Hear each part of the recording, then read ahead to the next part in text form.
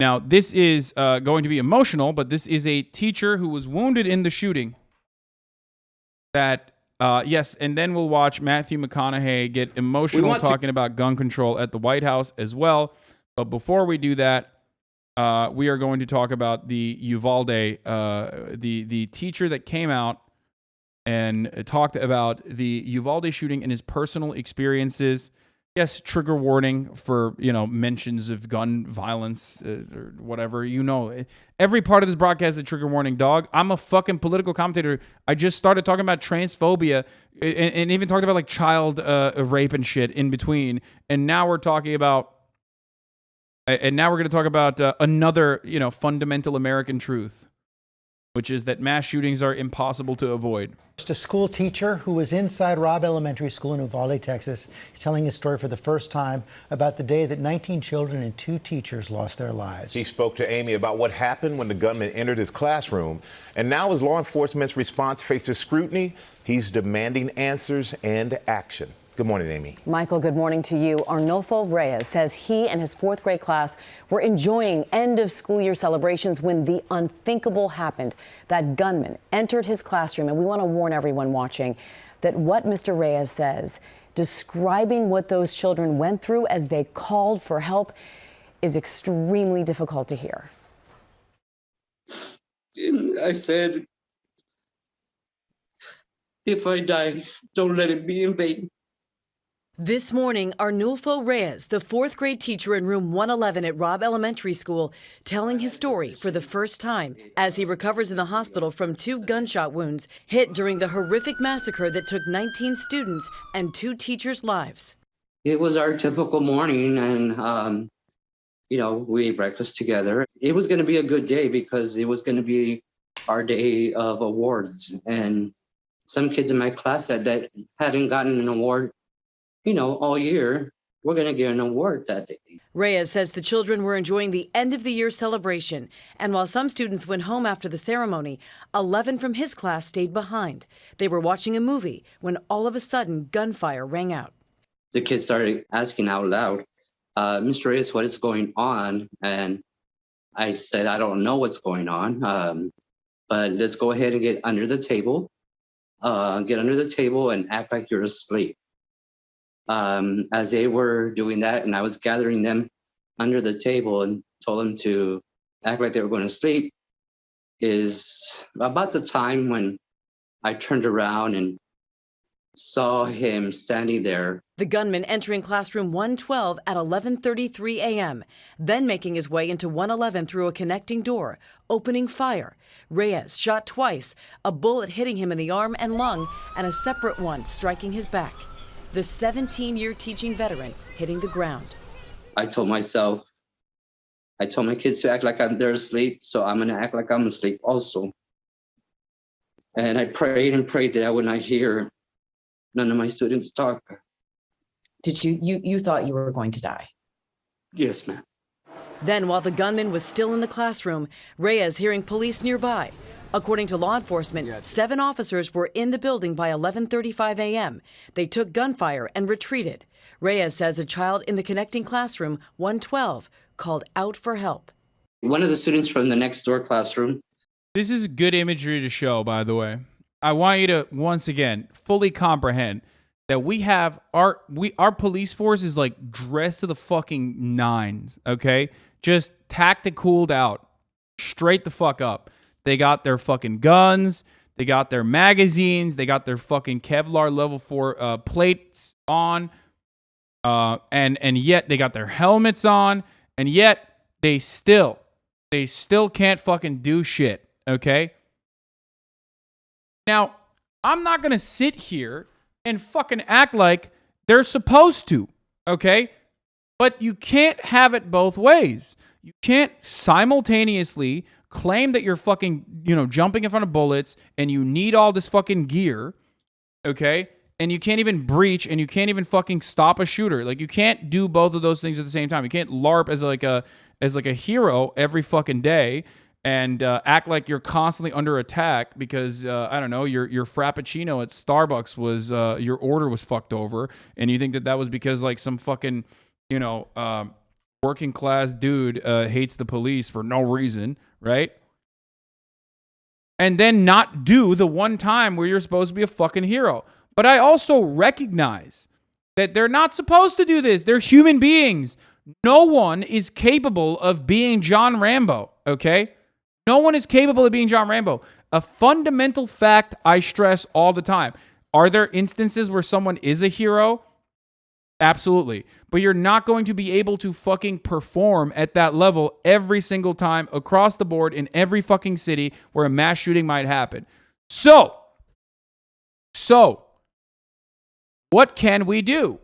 Well, if you recognize that, you know, cops aren't the fucking heroes that they claim to be, and that the media presents them as, okay? And you also recognize that, like, no human being is like that, okay? And that there's going to be a lot of luck, or there's going to be a lot of, like, right place, right time circumstances that fit in instances where, like, they can successfully thwart a mass shooter. Then there needs to be another systemic solution. That comes from regulating the flow of weapons in this country. That's why I'm an advocate. I'm an advocate for disarming and demilitarizing the police, and I'm an advocate for demilitarizing the American population. Okay? If you want to have a gun, and I, as someone who shoots guns, understand that it's fun to shoot guns, okay? You're going to have to go through some background checks. You're going to have to go through rigorous training. You're going to have to demonstrate that you are capable of using this weapon. Okay? That's it. That is an inconvenience. I admit that that's an inconvenience, but I think that that is an inconvenience that is worthwhile. Okay?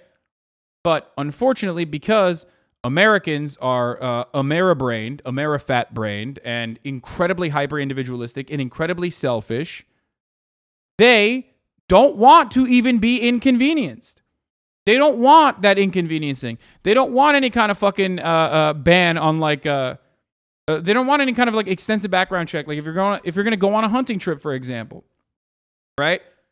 You want to be able to give your fucking weapon to your friend. That loophole is utilized in urban scenarios as well. Just like, for example, Kyle Rittenhouse got off on a technicality, even though he had a long barrel rifle in a state where he was not supposed to, but they used a hunting technicality to say, no, he can actually open carry. Remember that. That's a, you know, American principle. Even if you're going out hunting and you want to give your friend your fucking weapon, you shouldn't be able to do that. You should go to a third party, get a background check ahead of your fucking hunting trip, and only then are you allowed to give your friend your weapon. I think that's a major inconvenience, certainly, but it's one that is worthwhile because it eliminates a loophole that allows people to be able to fucking give weapons to other people who are going to use it, because all guns that are in circulation are legal at some point, okay? All guns that people use, even if they're using it in the instance of a crime, even if they're using it as you know, even if they fucking stole it from someone, were originally legal guns in circulation. Fuck no, I'm good with background checks, but not before going hunting every time. Hey, dumbass, if you're going hunting, you probably have a hunting license, don't you? There's a fuckload of rules and regulations that revolve around what you can hunt, where you can hunt, how you can fucking hunt, that you abide by and you don't even fucking consider. I didn't say you have to do a background check every time you go hunting. I said, if you have a friend who doesn't have a gun license, okay, and he wants to come with you, if you're setting up a hunting trip, get him to get a fucking gun license ahead of time. And then you can use it permanently. You don't need guns to mass murder. A car would do the job. I understand that. But there is also a level of incredible fucking safety that you need to demonstrate while driving a car, which has significant more utility for commerce, for everyday existence than a gun does. So shut the fuck up. Like, so what's up? You're trying to stop reasonable gun safety and regulation from happening while pointing at something that is, one, profoundly more impactful on the economy and your everyday existence, a vehicle, okay, especially in the absence of public transit, unfortunately. And you're pointing to that fucking, to that industry, to that example that already is heavily regulated. Yeah, I want that level of regulation for guns. If you find that like a car can kill someone, then you should recognize that, yeah, we should have a national gun registry and VIN numbers for all guns and basically a fucking DMV for guns. Because I agree, cars are incredibly fucking dangerous in the hands of people who are unlicensed, who should not be driving that vehicle. So I agree. I agree with you. Was saying, officer, we're in here. We're in here. And then, but they had already left. And then he got up from behind my desk, and he walked over there and he shot over there again.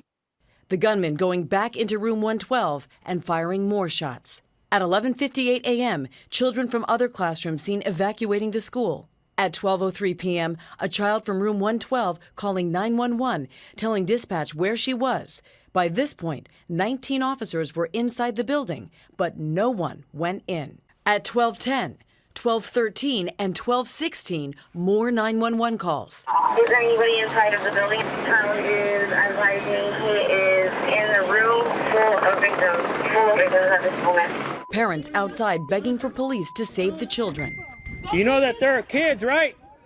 They're little kids. They don't know how to defend themselves. You said you were praying. Do you remember what you were praying for? What you were saying in your prayers? I prayed the Lord's Prayer. I prayed my Hail Mary. Reyes says eventually he heard officers come back, telling the gunman through the door they want him to come out to talk, that they don't want to hurt. Why do you people think they have such a knee-jerk reaction to background checks? Because Americans are fat, lazy, pathetic fucking slobs who don't even want to be inconvenienced and will unironically turn that into a much larger, like, convoluted argument about, their rights or whatever, okay? They're inalienable, constitutionally protected, God-given rights to fucking have a weapon of murder. That's it. That's literally it. They're unironically, if you've ever had a fucking gun nut argument with someone, they'll turn around and say, well, the cars are not constitutionally protected. It's like, dude, what the fuck are you saying right now? Okay, who gives a fuck? I wipe my ass with the Constitution, okay? Fuck yourself. It's just, we are pieces of shit. That's why First Amendment rights are not about like Julian Assange. First Amendment rights are not about Chelsea Manning. First Amendment rights are not about Edward Snowden. First Amendment rights are about you being able to say the N-word in public and not get your fucking ass beat, okay? That's the way they operate. These dudes don't care about the government fucking clamping down on free speech or anything like that. They only care about being able to harass like a trans person without any repercussions. That's what they think First Amendment is. And the same thing goes for the Second Amendment. It's not about a fucking well-regulated militia or the modern interpretation of the well-regulated militia that like happens to work along the NRA and the gun manufacturers bottom line and their interests, okay? Because they want to keep selling you all this fucking dumb shit. It's actually about, it's actually basically about fucking not being inconvenienced to like have to get a background check. But when you buy a gun, that's it. Hurt anybody, but then silence again. More 911 calls, including from Reyes's classroom.